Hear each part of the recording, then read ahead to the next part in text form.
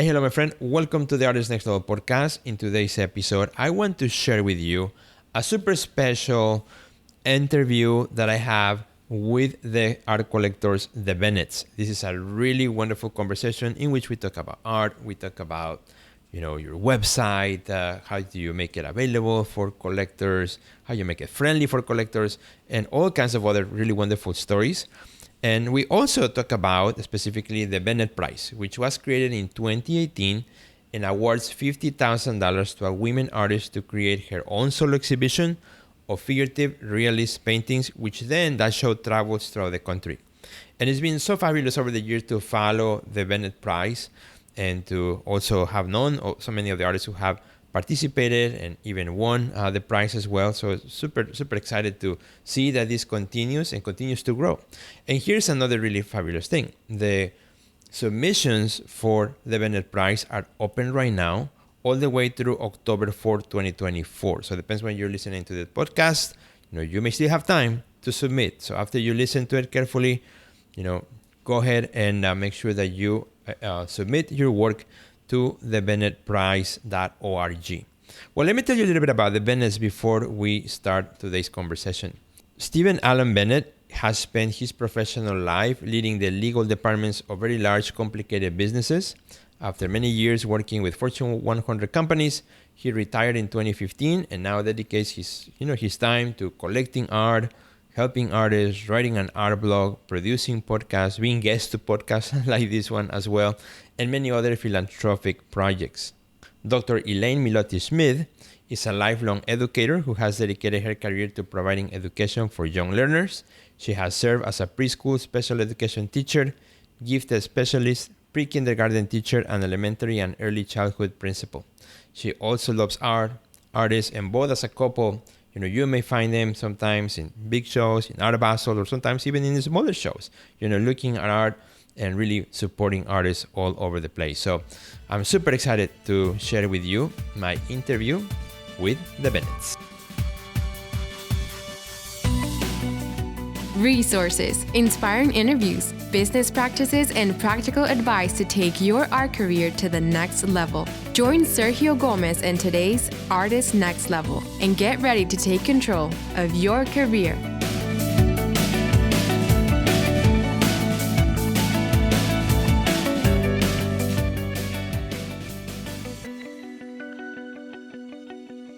Stephen and Dr. Elaine, welcome. Good to see you again. How exciting. Good to see you, Sergio. Great to see you. Great to see you. It's good to be back. I guess it's been, what? COVID. 4 years since before?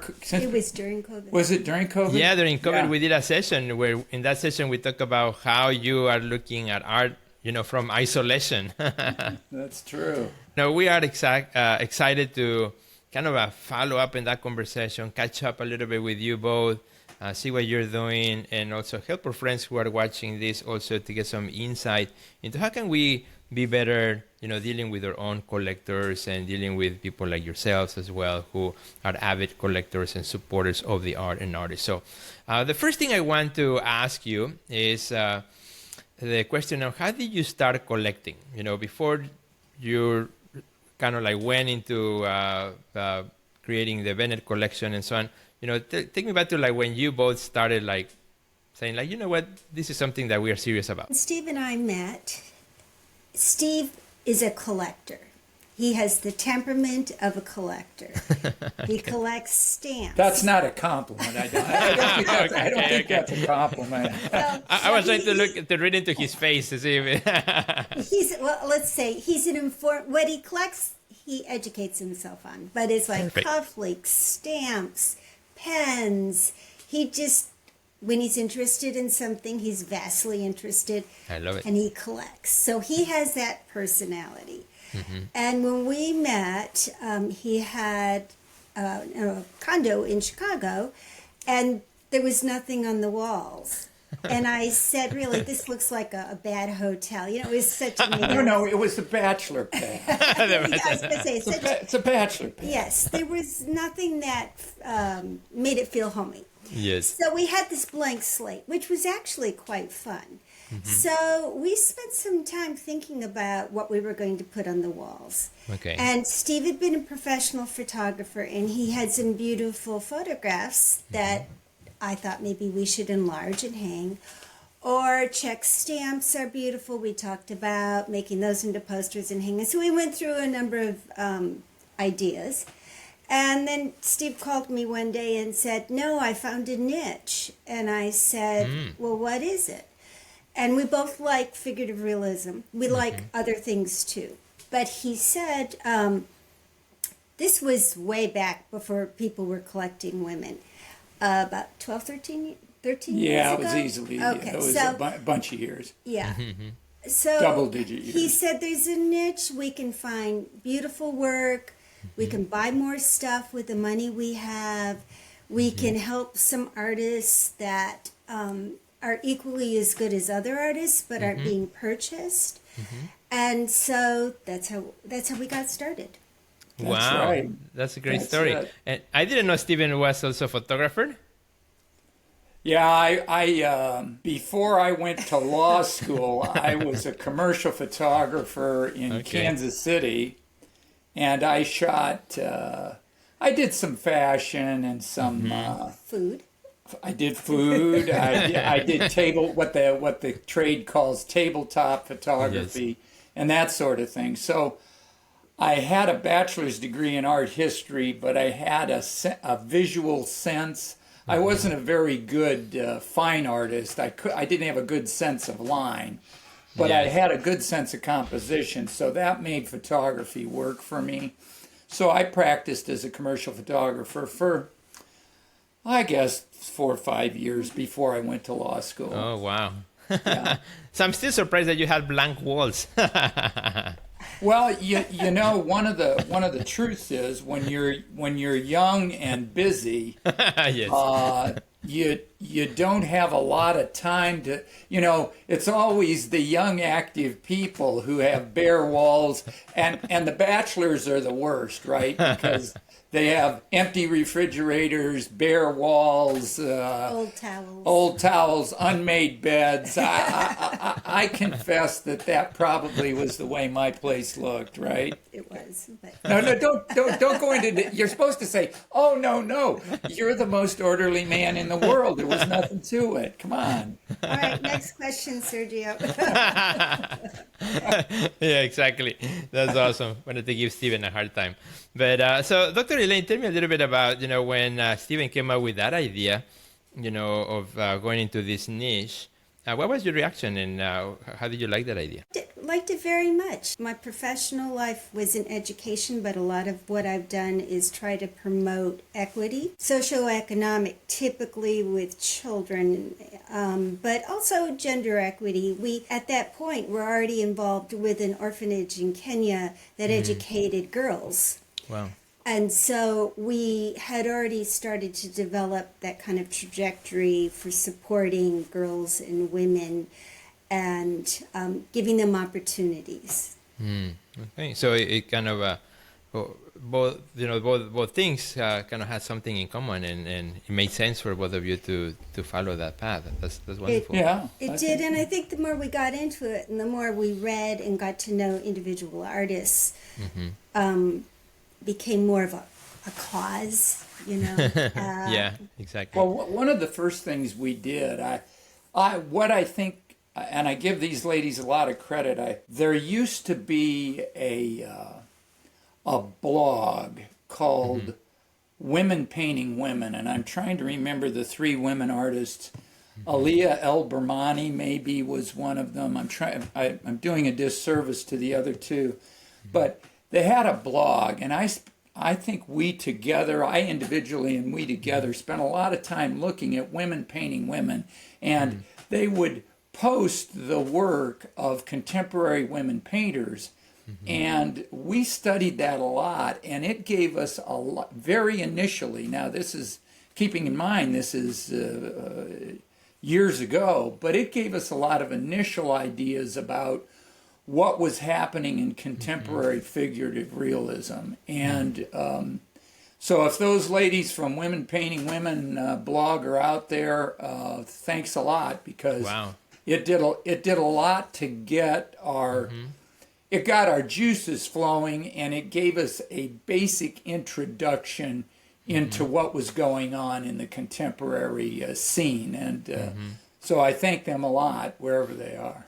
And that is a really good point, because I think sometimes as artists, when we write a blog, when we write, about other artists, sometimes we wonder, like, who's going to read it, right? Who's reading this thing versus other artists themselves. But, in this case, here's a great example of artists working to write about other artists, to introduce them to their audience. And then there you were, using this as a basis to begin your own collection to what it is now, right? And what a great tool to have. And I think the importance of still writing in a world now that it seems to be all about the quick picture, the quick video, the quick Instagram, the love for writing, I think, is such an important thing, because it's a resource that stays. Those words do stay, versus video is like, it'll be forgotten in 3 days, and probably nobody ever see it in a month from now. But the written word, as it is archived, is a documentation that one we can always go back to. Well, this raises a point. We've been having this discussion. We have a granddaughter who is not yet 2 years old, and we've been watching she and her friends, and fortunately for us, our daughter is not into using an iPad as a babysitter. Yes. So that's good. We find that her inclination to interact is much different than the way in which her peers who have been raised with an iPad to entertain them. It changes the way the brain works. And, the current generation, I compare it to dinner versus hors d'oeuvres. Yes. We're all used to these little fast sound bites and snippets, and nobody wants to read the long essay. They want to read something that's 1 inch deep, that gives you the overview in the most general terms and doesn't go into nuance. And sadly, to get to the point where you can collect deeply, or you can solve problems deeply, you have to get below the soundbite level into the deep depths of the subject. And so there's nothing wrong with blogs or snippets or hors d'oeuvres, but they can't be your only diet. You got to eat meat and potatoes too. Exactly. Right there? Right. And I think that's where the artist website is useful, where, like, in social media you do those quick bites, but then the collector or somebody who wants to know more about the work, me as a gallery, I find an artist that I like on Instagram. That's like the quick bite, grabs my attention. Now I want to know more. That's where I go to the website to read the full statement, to read what they have been doing, to kind of get more into that depth of history of that artist that I cannot get on a quick snap. But when you go to a website, if there's none of that present, then that's, when I sometimes have a problem. Like, well, I wonder, what this artist is trying to say. What is... Well, as far as artists' websites are concerned, and I think you and I have had this discussion. There's a cliche way to do it, and the reason it's a cliche is because it works. So when you go to an artist's website, what do you want to see? You want to see visually, you want to see what they're doing now. Let me see big images of what you're doing now. Then let's have an archive of what you used to do, or what you've sold, or what your past looks like.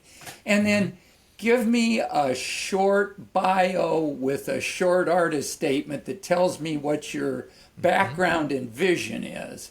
And, one of the things that we've been frustrated by is people hire web designers, or they get their friend from school to do it, and you've got these things that are whizzing by this way, and wiping this way, and you got to click on this, or you got to move this to skip all that. Have your current work as your wallpaper, and then offer a menu that says current work, previous work, available work, a curriculum vitae or artist statement, and that helps a collector so much. Don't be cute, don't be cute. As Yeah. we buy a lot of work, we look at a lot of work. It's very frustrating to me when people don't post their prices. Okay, that's a great one, because that's I- where I a lot of artists have know- fear of that. They think it's more powerful. I don't know what people think, but for me, it just sometimes it's like, well, I'm curious as to what it would cost, and maybe I would buy it, but not if it's, if it's 10,000, maybe yes, but not 25,000. But frankly, people know our names. I don't want to write and say how much is this, Yes. and then just have to decide. Oh well, I thought it was worth this much, but not that much. So if it's just Yes. posted, I personally think it would increase people's sales. Right. That's my Yeah, this is a big issue. The galleries in New York, Right. they don't post prices on anything, even though it's legally required. The law in New York City is that any art that's displayed has to have a price on the wall card. Nobody does it, and the law is not enforced. But what is helpful is to kind of get a sense. Pricing does give you a sense of where an artist is in their career, and there's nothing wrong with posting $5,000 or $2,500 artwork. But if you're getting 25,000, to know that helps. Yeah, love it. No, thank you for sharing that. I think that's very refreshing to hear.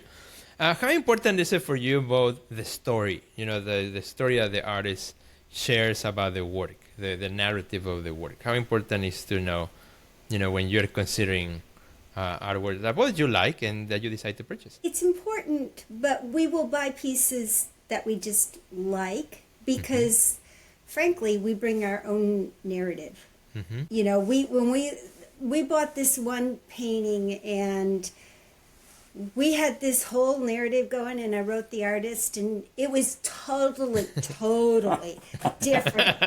She's making an ecological statement that once she described the symbolism and everything, it wasn't overt. Like, But once she said it, it was like, oh yeah. Which is why on the pieces we collect, we keep portfolios Okay. of Everything.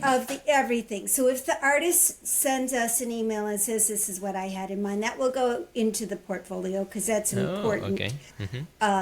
Art history. art history. Yeah. So it needs a narrative. We both like strong narrative, but to say your narrative might not be my narrative. Well, I think there's another angle also, and that is that I can confess to having purchased stuff without knowing anything about the artist or anything about the narrative of the painting. And I'll give an example. Laying in bed on a Saturday morning, leafing through the newly arrived American Art Collector, which is a great magazine, I recommend it highly. Looking through the American Art Collector, and there was a full-page ad from Gary Haynes in Tennessee of blessed memory. He's no longer with us. But it was a full-page ad, and the ad depicted Katie O'Hagan's painting Dirty Laundry. And I'm kind of on my back looking at this. Thinking that And I looked at that, and I sat up in bed, and I reached for the cell phone on my nightstand and called Gary. Right, the number was on the bottom of the ad. I called Gary Haynes and I said, "It's sold. Send it." Send it. And we, at that time, we have since come to collect Katie O'Hagan quite extensively, but at that time, it was the first painting we acquired. We didn't know anything about her, and we knew nothing about the very powerful narrative that drives that particular painting. But so that's one kind of purchase. And then some years ago, we acquired a painting called Ode to Feminism by Catherine Longhurst, I've seen who's that. It's a beautiful painting, yeah. well-known and wonderful figurative realist in the same breath as O'Hagan, contemporary figurative realist. And she had done this huge triptych called Ode to Feminism. Which we had at Jovial Center. You remember we had well, at the show that we curated. You were there. You curated with us that show, and we got to know her. We got to know the story of her East German background, the militaristic training that is given to children in school, and so forth. And so that narrative and her history drove that selection. In addition, though, both those paintings have two things that typify, I think, most of the work that we're interested in. They all have a very significant amount of oomph. I call it oomph because there's no other word for it, but they have a visual grab that pulls you in. They make you look at it. And that's very important, I think. True collectors, we're always very interested in the biographies of the artists. So in your case, you are quite busy as well, and you deal with a lot of artists, and now the museum. We'll talk about also the Bennett collection and the Bennett Prize. But, for example, in your case, how you advise artists who are trying to get in front of other collectors, just like yourself, what can they do to grab their attention? Of course, we talk about social media, but exhibitions, projects, what are sort of the things that you gravitate to? Magazines, as you mentioned, for example, that artists can use. We go to shows. We go to big shows. Little shows. And little shows. And actually, if we're going to do an impulse buy, it's probably at a show, truth be told. That we walk in and it's just, we were planning to purchase and there it is, But we look at magazines, we do social media. Steve spends a lot of time trolling the internet. We do, back to what Steve said, we read what other people are saying, and if somebody talks about a show or something, we will, say, oh, well, let's go look up that particular artist. I think that's all true. Group shows are good things. We're fans of group shows. That's not to say anything's better than a one-person show. That's absolutely. But group shows of artists with like styles are very helpful. We always encourage the galleries, if you've got a PDF or a download with thumbnails and sizes and media and prices, if you've got a checklist, if you don't have the technical resources to put it online, then at least make it available so you can send this either a WeTransfer or a Dropbox file, something that gives us a chance to look. And we have purchased work, I think, multiple times, a dozen times, using the resources of the gallery to give you a PDF with the work in it, and it gives you a chance to see the whole show.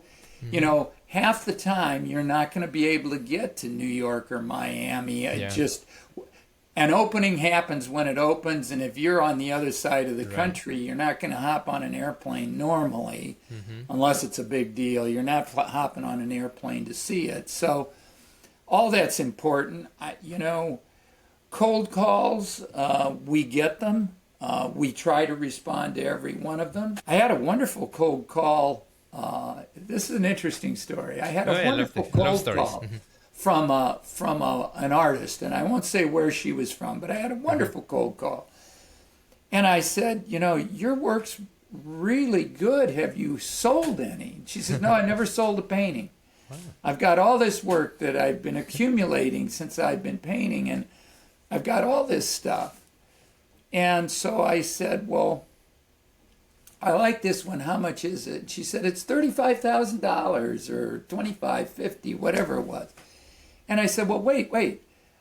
It's this big, and you've never sold a painting. I said, how are you concluding that that's the value?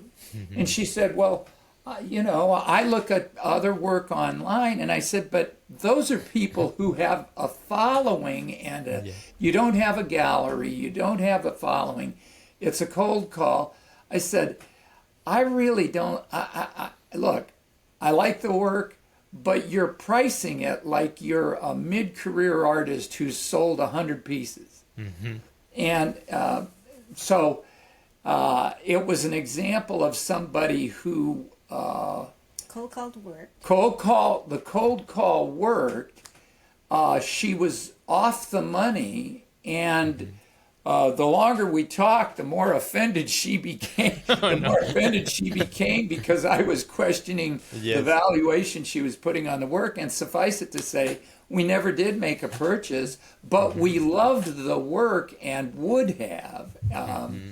But you got to kind of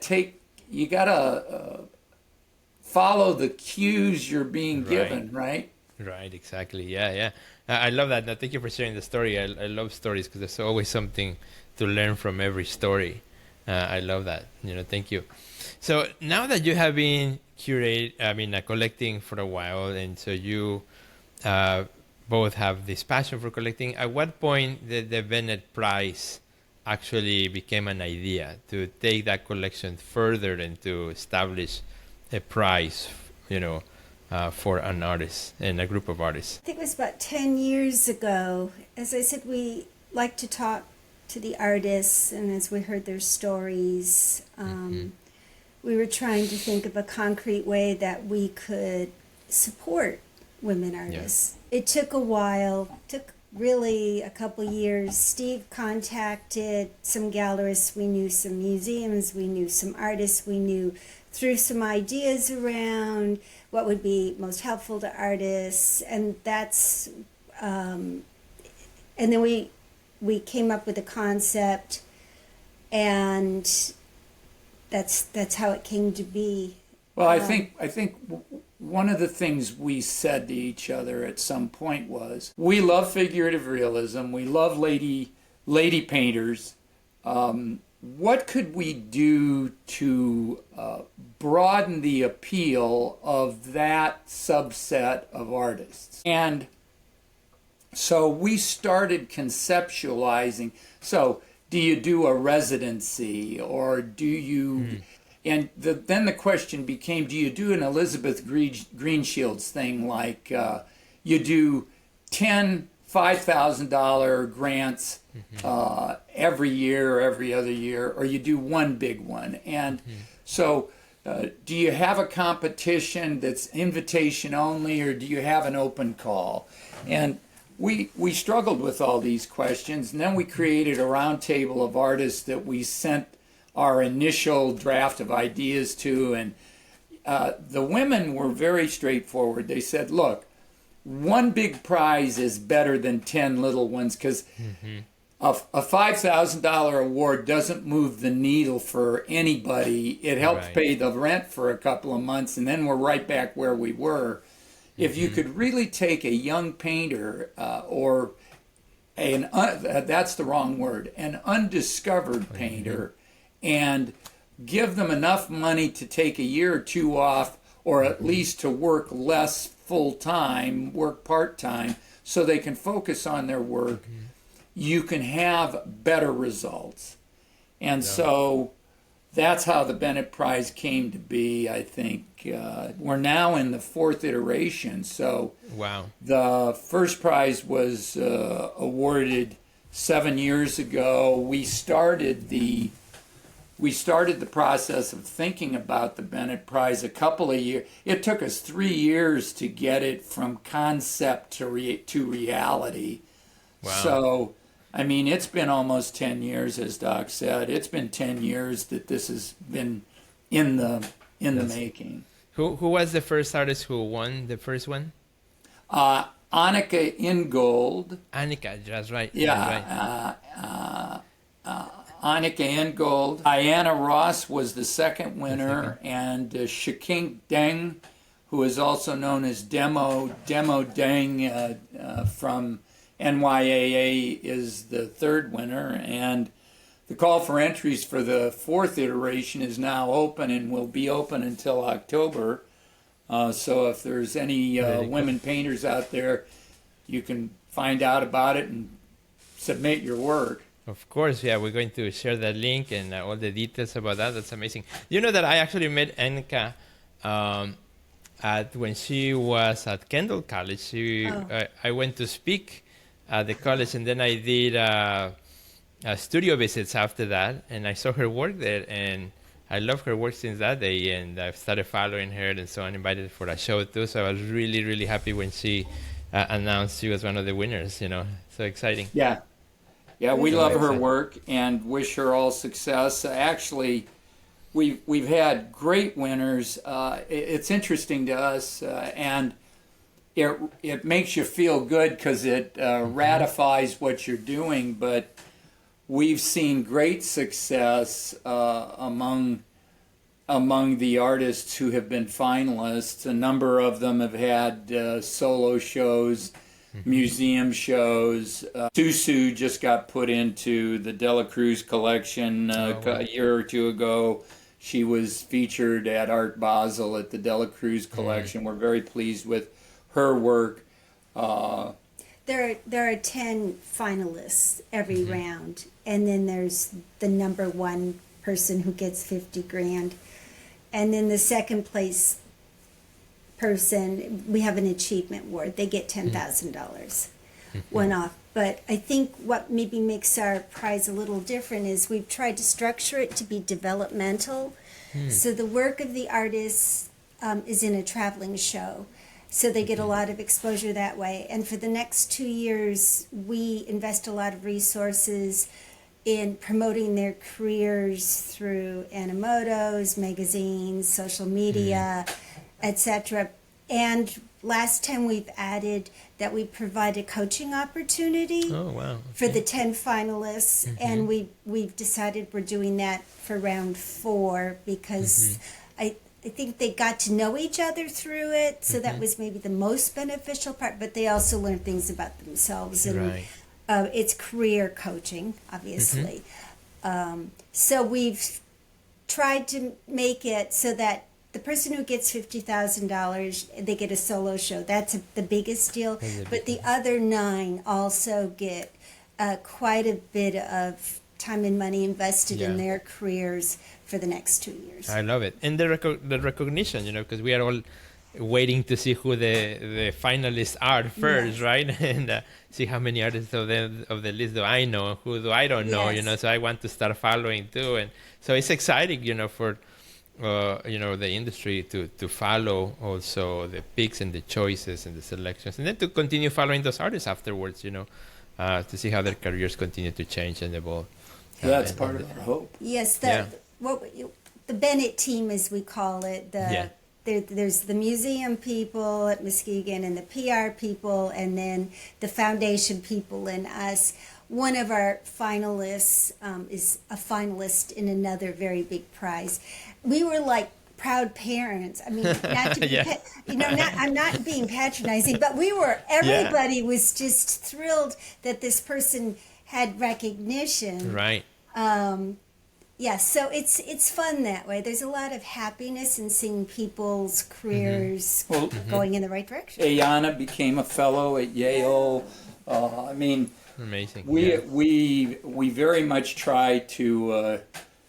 Our hope is that the prize propels everybody to the next level, and as I'm fond of saying, nothing would please me more than to have a Bennett Prize winner become so expensive that I can't afford to collect them. Exactly. Yes. That's amazing. That's really cool. And you mentioned also the museum now. So tell us also about the plans also to house, I understand, the collection or part of the collection now more in a more permanent basis in the museum. The Muskegon Museum of Art, which was the and remains the host museum for the Bennett Prize, is building a new wing. It'll be called the Bennett Schmidt Pavilion. That's very kind of them. Very cool. The Bennett Schmidt Pavilion will more than double the size of the current museum. The Muskegon museum. It'll double the square footage. Let me just interject for those who don't know where Muskegon is. It's on Lake Michigan, right, Right there. there. Okay. Thank you. Yeah, right there. I now know how to make Michigan. It's right there. Exactly. Too low. It's on the Little western coast of Michigan. It's 50 miles due west of Grand Rapids. Yes. And they have a really excellent collection of figurative realist painting, particularly American 19th and 20th century American figurative realist painting. So when they decided to build the new wing, we talked with them, and so we've agreed to give what we're calling the first Bennett collection, the 150 paintings to them for display in the new wing. We're talking about what we're going to do with the second half of the final half of the Bennett collection, but Muskegon is going to have part of its new wing dedicated to the display of women artists. They don't have the display doesn't have to be women figurative realists. It doesn't have to be women painting women. It doesn't have to be women painters. Our goal was to promote women as creators more generally, and so that's what we've done. And that wing will open.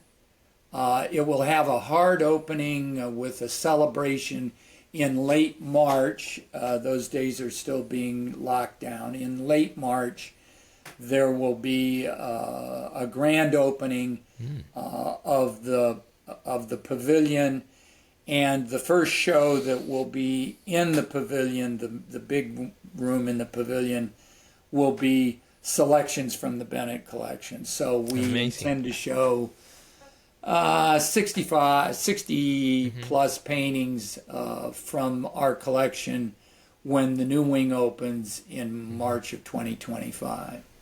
Wonderful. Well, congratulations, both of you. Something that started with empty walls now has become a full museum wing.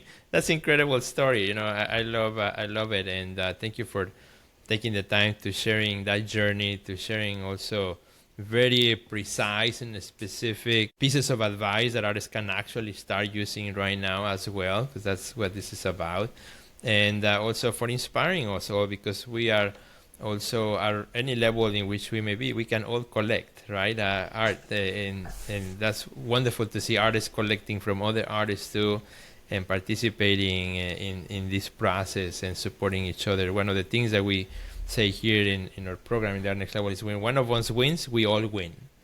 Because art gets up front. I want to riff on that for 1 second. It is so important for artists to be collectors. Yes. I'm a big fan of that idea, and I frequently get told by uninformed people that we just can't afford to collect art, and I tell them you can get a lot of great art for $200. Right. You don't have to be a millionaire to collect, and the other thing is, I think artists should trade work, study drawings and preliminaries and this sort of thing. They should, A, it gives an insight into how somebody else does it, and B, it gives you a repository of the history of people you've known, and it's really important. So I urge all artists to collect from one another. Thank you. Great reminder for everyone. Thank you. Well, Dr. Elaine and Stephen, I don't want to take too much of your time. You have been so gracious, so wonderful with this conversation. For our friends who would like to know about the Bennett Prize, where can they go? www.thebennettprize.org. Perfect. And if you want to see the Bennett collection, it's www.thebennettartcollection, am I right? thebennettartcollection.com. It's wonderful. And you can see all the pieces there. I was actually last week. I went through the whole thing to see what was new, and yeah, I had a great time. I went all the way to the bottom of the page. I saw them all. Well, I hope you were pleased with what we've got, and we continue to, as you know, we're going to keep collecting until we're not able. God forbid that day comes, and so we encourage everybody to share their work, keep working, and one last thing, we appreciate what you do. We actually watch the podcast and love hearing what other people in the art industry have to say, what artists think. You know, we're constantly interested in the angles that because everybody brings a perspective that's rich and different. So thank you. You're doing a great work, and we appreciate it. Thank you so much. Thank you so much. Well, I hope we can run into each other at some point soon. Probably in, I don't know if you're coming to Art Basel this year or so, or maybe in some other show. So hopefully maybe I can go to the big opening in March next year at Waukegan. That would be really fabulous. And well, you'll certainly have an invitation. Thank you so much. Looking forward to that. And thank you again for your time. I want to say thank you to all the friends who watch this or listen to it as well. Do us a big favor, share this with all your friends as well so that more people can hear about it, can get inspired, can get excited. You never know when somebody's kind of feeling down in the studio. You listen to a story like this, that there's people like Dr. Elaine and Steven out in the world looking for our supporting artists, and like that's going to motivate you to get back in the studio and get to work. So super excited about that. Thank you, my friends. Thank you, Steven. Thank you, Dr. Elaine. Great seeing you both. You look fabulous. See you very soon. Bye-bye.